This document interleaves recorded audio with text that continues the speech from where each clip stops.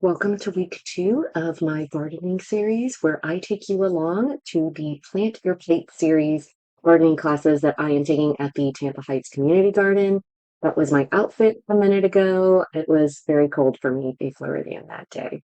Anyway, I headed on into the Tampa Heights Community Garden, which actually was the first established community garden in the city of Tampa. You actually have a passport for this series, so you get a stamp for every class that you attend. So that really is very motivating.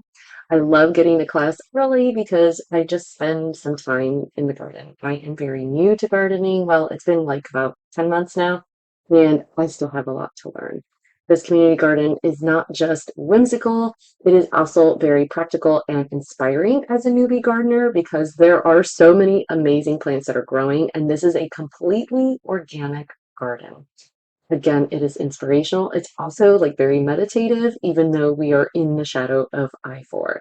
I find that every time I walk into this garden, I just completely forget that traffic is happening in the background and I focus on its beauty and I am inspired by everything that I see.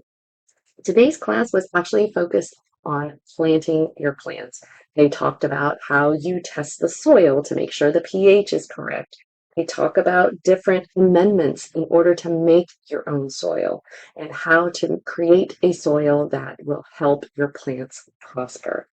It was very educational and also just very wonderful to hear from these experts who also make themselves available in like a gardening hotline, which I can get into that another day. Anyway, they had a ton of little plants at the front, and luckily for us, we were able to actually select some plants.